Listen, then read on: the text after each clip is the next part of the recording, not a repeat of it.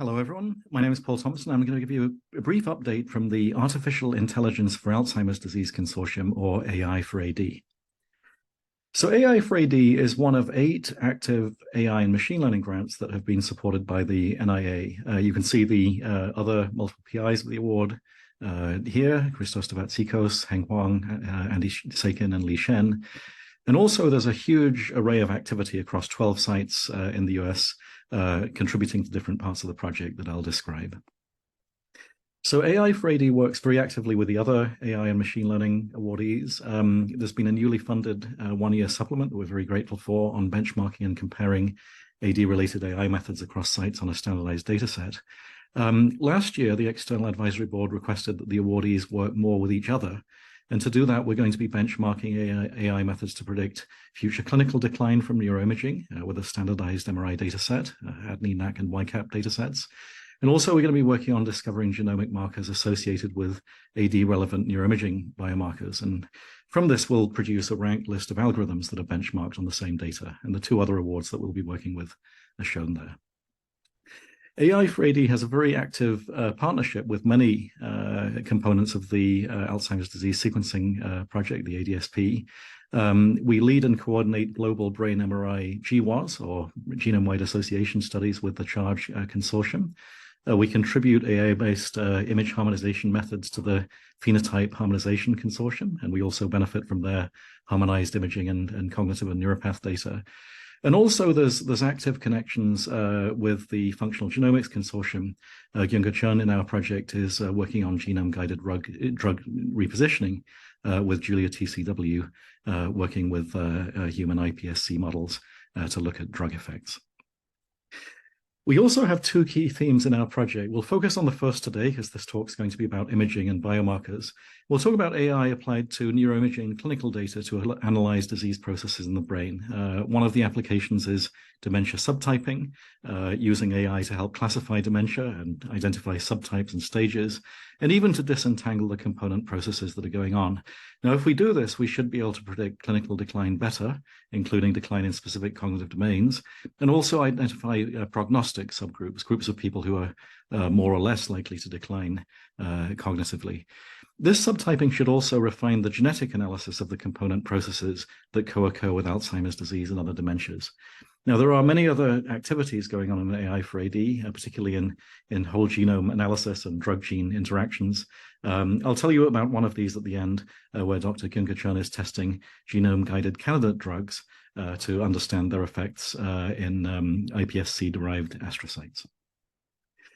So a common setup of AI models is to take a large array of predictors, here genomic data, omic data, maybe blood markers, imaging, and even real-time data, to make a decision, either prognosis or diagnosis or treatment response.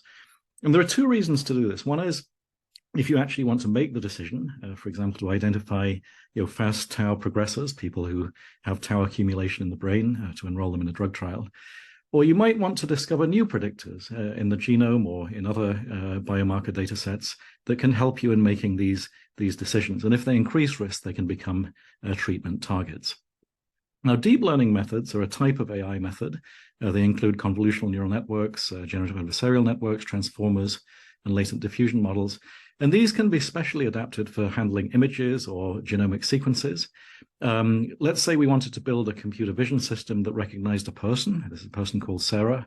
And if we had a lot of images of her and images of other people, we could train a convolutional neural net to identify features that are aggregated across layers of the neural network to discriminate between her and other people. And when we adapt this to 3D medical imaging, the decision is not who it is, but it's the person's diagnosis, whether they're amyloid positive, whether they have Alzheimer's disease or vascular pathology, or something else. Now, this truly remarkable paper about a year ago, we published with Bin Liu and Xiaogan Yan, that centralized Alzheimer's disease and control MRI data from 217 sites. This is one of the largest MRI studies ever performed. And this was able to classify new scans that it hadn't seen as being from patients with Alzheimer's or healthy individuals with over 90% accuracy. And this is tremendously good news. So we've been benchmarking deep learning methods to detect Alzheimer's in images, really comparing the accuracy of different approaches. This is one that derives so-called radiomic features, texture, various features from the histograms of the images. We've been trying deep learning methods based on sequence artificial intelligence, so-called LSTMs, that read in a series of image slices and make a decision. And also we've been adapting to 3D popular computer vision models such as DenseNet, which are often pre-trained on photographs, MRIs, and with various sophisticated methods. So in this work led by Nikhil Dinagar in our group, we found that obviously as you get more training data, the ability to detect Alzheimer's disease in a scan goes up. But some of the methods really outperform many of the others. One of these methods with a 3D convolutional neural network gives 91% performance. And there's been huge improvements in detecting Alzheimer's disease, even with a fairly limited amount of training data. More recently, we've been trying so-called vision transformers. A transformer is the deep learning module that drives large language models such as ChatGPT, but we've been adapting it to handle 2D or 3D MRI scans. This new paper from our group, Nikhil Dinagar as first author, shows that these so-called vision transformers can actually give very, very high accuracy in detecting Alzheimer's disease in a scan. And they're trained, I mean, just out of interest, on synthetic MRIs as well as MRIs from patients. This is a latent diffusion model that can generate MRIs, and it's been found very beneficial. Okay, so these all are a little bit of a black box. You can't tell how they're working. So to make them more interpretable, Li Shen's group and Dok-Yoon Kim's group at University of Pennsylvania have been developing deep learning methods that take SNPs or genetic variants, relate them to variations in brain volume, and then onwardly relate those variations in brain volume to the AD risk score for a particular individual. Now, these are a little bit more interpretable, and they give very good performance, not just in predicting Alzheimer's disease, but informing us about the regions of the brain and the genome that are relevant. Can you predict who will get Alzheimer's disease? So this remarkable work combines neuroimaging and genome-wide SNP data, and tells whether you will be developing Alzheimer's disease or converting from mild cognitive impairment to Alzheimer's disease in the next 2 years. This outperforms many related machine learning methods by a significant margin. It copes with missing data, and it even tells you what type of cognitive deficit the person has, whether it be in memory or language or executive function or visuospatial aspects. This work by Dugut Hosan at UCSF uses baseline data to predict who will accumulate tau, one of the major pathologies of Alzheimer's disease, in the future. And so she's been training machine learning models to decide whether or not a person will accumulate tau pathology quickly, moderately, or not very fast at all, to identify fast progressors. Now, she found that moderate accumulators of tau and fast accumulators of tau differ in that they have a greater baseline presence of white matter lesions, psychiatric symptoms, even a greater amount of amyloid and tau in the brain to begin with. And you can imagine that this could lead to more efficient drug trials. If you were guided by this information, you could enroll people that would decline more quickly. And obviously, this can lead to much more efficient drug trial design to detect the same effect. Related work, can structural MRI be used to detect amyloid in the brain? This work by Tamong and Chattopadhyay has been predicting amyloid positivity from cheaper and more widely available MRI scans. Diffusion MRI performs particularly well. And he's been using a so-called Y-shaped hybrid neural network to also include demographic and genetic data as predictors. This work by Yan Jin, in collaboration with us at Biogen, has been had a patent filed on it by Biogen. It can create a synthetic PET scan, an amyloid PET scan from multimodal MRI. MRI is a lot cheaper and much more widely available and less invasive. And imagine if you could create PET scans for people with just an MRI. You could allow massive screening of huge databases of MRI. And this actually seems to be quite promising in reproducing on data that's been held out, the profile of amyloid in the brain when you have ground truth available to verify it. This principle of computing a scan that you didn't collect is often known as neural style transfer. You can use it to enhance imaging or make a scan look like it was collected on a different scanner. And one very powerful application is for harmonizing MRI. This work by Nengting Liu and Neda Jahanshah just out converts MRI data to appear as though it was collected on a different scanner. It's a deep learning generative adversarial network. And one of the benefits of this is that the classification accuracy of Alzheimer's can be improved if you feed in images that have been harmonized to match the training data.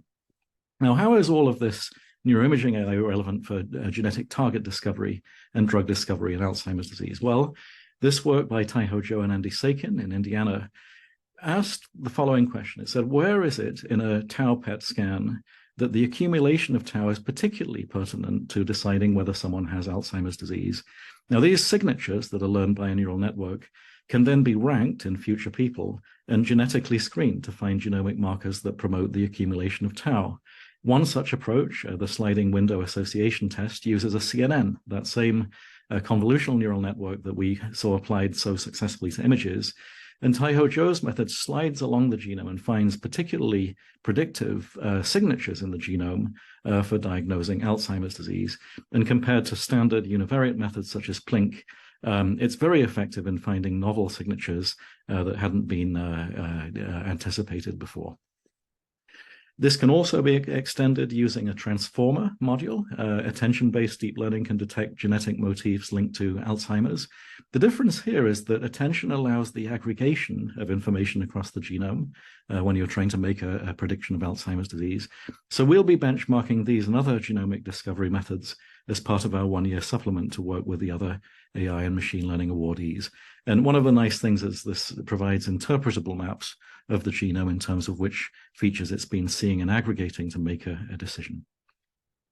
To summarize, we made a tutorial for the ADSP, it's on YouTube, on genetic analysis of biomarkers, imaging being one such biomarker, but it also talks about tau and amyloid in the CSF and plasma.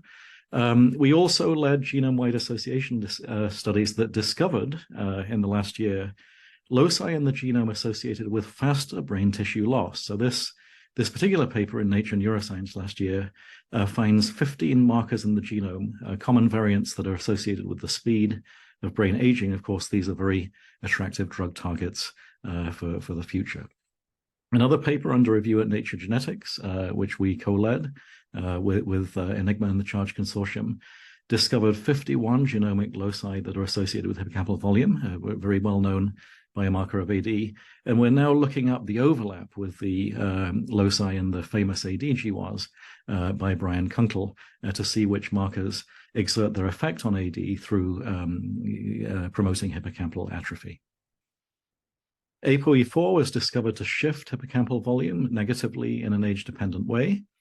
And Christos Davatzikos and Zhenhao Wen at University of Pennsylvania also discovered 4 subtypes of atrophy in the brain that are associated with different and distinct clinical CSF and plasma signatures. And this is exciting for genetics because if you could analyze the contribution of different processes to aging and dementia, you could essentially give each one a score and do genomic analysis of those scores. And so they've been doing genome-wide screening of the coefficients or the loadings on these profiles estimated from new individual scans.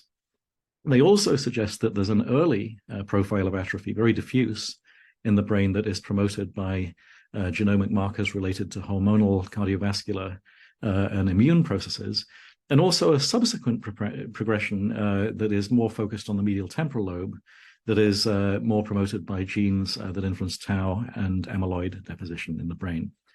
They've been working on a newer method that clusters both the images and genomic data simultaneously to find joint sets of biomarkers in the image and the genome that influence AD.